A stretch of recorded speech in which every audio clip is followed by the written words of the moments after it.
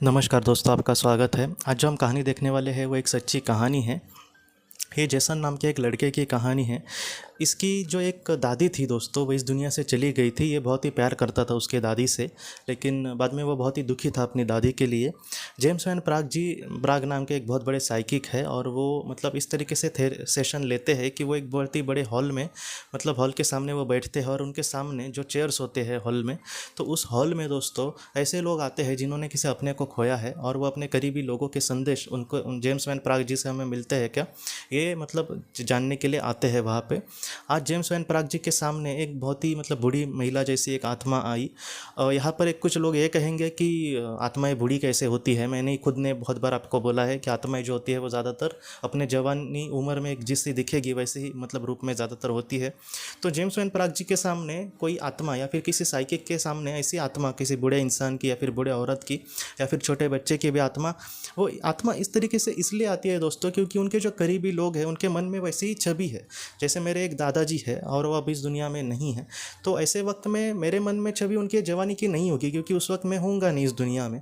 तो ऐसे वक्त में वो जो दादाजी की अगर आत्मा मेरे सामने आई तो वो हो सकता है कि बूढ़ी वैसे ही आए जैसे मैं उनको समझ सकता हूँ, या फिर मैं उनको देखकर मतलब हाँ ये एक अपनेपन की भावना मुझे लगे, तो वैसे ही वो हमारे सामने आते हैं। तो जेम्स वैन प्राग जी के सामने ऐसी ही उनकी दादी आई और उसने कहा कि मैं अपने पोते को यहाँ पर लाना चाहती हूँ, उसको कुछ मुझे संदेश देने हैं। और उसने कहा कि मेरे पोते का नाम जेसन है। बाद में जेसन को बुलाया गया।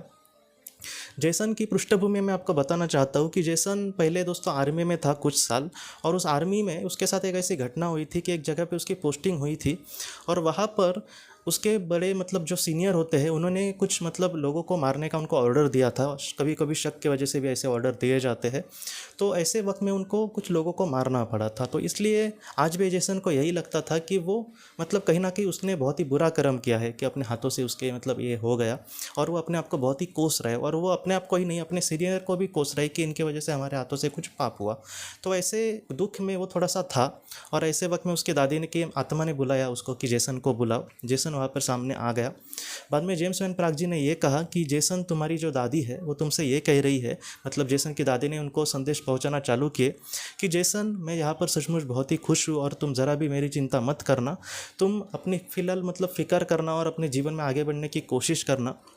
और बाद में उसके दादी ने ये कहा कि तुम अपने वॉलेट में जो मेरी तस्वीर रखते हो इससे मुझे बहुत खुशी मिली, और मैं हमेशा तुम्हारे साथ रहती हूँ जेसन। सचमुच तुम्हारा बहुत बहुत शुक्रिया कि तुमने मुझे इतना प्यार दिया। जेसन को भी आंखों में आंसू आ गए क्योंकि उसके वॉलेट में, उसका जो पर्स होता है उसमें उसने अपनी दादी की तस्वीर रखी थी, वो उससे बहुत प्यार करता था। और बाद में उसकी दादी ने उससे ये कहा कि तुम जो अपने आप को बहुत ही ज़्यादा ब्लेम करते हो, अपने आप को दोषी समझते हो, इससे मतलब मुझे भी बहुत बुरा लगता है। वो तुम्हारी गलती नहीं थी, वो घटना वैसे ही होनी थी और उसी तरीके से घट गई। बुरा कर्म तब होता है जब हमारे मन में कुछ स्वार्थ होता है और हमारे हाथों से कुछ बुरा कर्म हो जाता है। अपने स्वार्थ के लिए अगर हम किसी के साथ कुछ बुरा करें तो वो बुरा है, लेकिन तुमने ऊपर के मतलब जो ऑर्डर्स थे उसको निभाने के लिए वो कर्म किया, इसलिए तुम अपने आप को दोष मत देना। तुम अब सिर्फ अपने आप को ही नहीं बल्कि तुम अपने जो मतलब जो बॉस है उनको भी दोष मत देना, क्योंकि अगर उन्होंने मतलब कुछ बुरा कर्म किया है तो उसकी सज़ा उनको मिलेगी। अगर उनको भी ऊपर से वैसे ही ऑर्डर आए थे और उन्होंने भी सिर्फ अपना कर्म किया है तो मतलब ईश्वर बराबर ही सारी चीज़ों का इंसाफ करेगा, लेकिन तुम उनको भी दोष मत देना। इन सारी चीज़ों से तुम मतलब जितना हो सके जल्दी से बाहर निकलना, क्योंकि ये सारी चीज़ें तुम्हें इन सारी चीज़ों में अटका रही है। जैसे पश्चाताप में तुम बार बार अपना पश्चाताप इस तरीके से मत करना। मैं सचमुच तुमसे बहुत प्यार करती हूँ और ऐसे वक्त में मैं तुम्हें इस तरीके से नहीं देख सकती। इन सारी चीज़ों से जेसन को बहुत ही अच्छा लगा और उसने कहा कि सचमुच तुमने मेरा बहुत बड़ा बोझ हल्का कर दिया, क्योंकि उसको बार बार यही लगता था कि मैंने किसी के साथ बुरा किया है, मैंने किसी की ज़िंदगी मतलब ये ख़त्म कर दी है। तो अब जेसन अपने दुख से थोड़ा सा बाहर आने की कोशिश कर रहा है और वो अपने हिसाब से कुछ चैरिटी भी करने की कोशिश कर रहे हैं। तो ये जो सारी चीज़ें हैं वो जेसन की दादी ने उससे कही। तो ये जो कहानी है सबसे बड़ी सीख तो हमें यही देती है कि हमारे जो अपने हैं दोस्तों वो वहाँ पर बहुत ही खुश होंगे और वहाँ पर से वो हमें बहुत सारी दुआएं या फिर आशीर्वाद देते होंगे। हमारे जो अपने हैं वो हमें दुखी सच में देखना नहीं चाहेंगे, लेकिन जितना हो सके हमारी मतलब अपने आप को, हमें जीवन को समझ कर उस दुख से बाहर आने की कोशिश करनी होगी। हमारे भी हाथों से ऐसा कोई कर्म हुआ होगा पुराना जिससे हमें आज भी बहुत बुरा लग रहा है, तो हाँ हो गया, दिल से अगर हमने स्वार्थ के लिए से कुछ बुरा किया था तो दिल से माफ़ी मांगी, और जहाँ पर अगर मतलब वहाँ पर हमारी गलती थी ही नहीं, लेकिन फिर भी हमारे हाथों से कुछ बुरा कर्म घटा है तो उसके लिए हमें चिंता करने की ज़रूरत नहीं है। लेकिन फिर भी मतलब मैं यही चाहता हूँ कि अगर फिर भी हमें बुरा लग रहा है किसी भी बात का, तो हम दिल से उसके लिए माफ़ी मांगे सर्वशक्तिमान ईश्वर से, और बाद में उससे छूटे। और जैसे मतलब जेसन ने चैरिटी कर रहा है, उसको मन को समाधान मिल रहा है, वैसा कि आप कुछ अच्छा काम करके उससे दुख से मतलब थोड़ा सा बाहर आने की कोशिश कर सकते हैं। तो इस तरीके से ये कुछ बातें हैं दोस्तों। इसलिए मैं आपको मतलब यही कहना चाहता हूँ, जिन्होंने किसी अपने को खोया उनको भी यही कहना चाहता हूँ कि आपके जो अपने हैं वो हमेशा आपके साथ है। आप कोई मतलब आज वो फिजिकली मतलब उसका शरीर आज शायद या इस दुनिया में नहीं है, लेकिन वो कहीं ना कहीं पहले भी जितना आपके पास नहीं थे उससे भी आज पास है। लेकिन जितना हो सके उनको आप महसूस करने की कोशिश करें। आप ऐसे ही कर्म करें जिससे मतलब जो सात्विक कर्म होते हैं, जिससे उनको भी बहुत खुशी मिलेगी दोस्तों।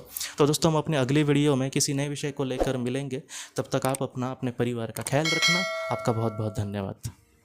ज़िंदगी की रोशनी ये एक कंसल्टेंसी है जो ऐसे लोगों को मदद करने की कोशिश करती है जिन्होंने किसी अपने को खोया है, या फिर जो लोग अपने जीवन में बहुत ही ज़्यादा दुखी है। जो लोग इस संस्था के साथ जुड़ते हैं उनको इस विषय की किताबें और जानकारी भेजी जाएगी। इसके साथ साथ जो लोग पास्ट लाइफ रिग्रेशन थेरेपिस्ट के पास नहीं जा सकते, अगर वो घर पे अभ्यास कर सके, इस वजह से उनको पास्ट लाइफ रिग्रेशन की ऑडियोज़ भी भेजी जाएगी। और इसके साथ साथ ध्यान में एकाग्रता बढ़ाने के लिए कुल मिलाकर 5 ऑडियोज़ भी उनको भेजी जाएंगी। तो जो लोग इस संस्था के साथ जुड़ते हैं उनको यह सारी चीज़ें उनके ईमेल पर या फिर व्हाट्सएप पर भेजी जाएंगी। अगर आपको इस संस्था के साथ जुड़ना है तो कृपया इस नंबर पे व्हाट्सएप करें।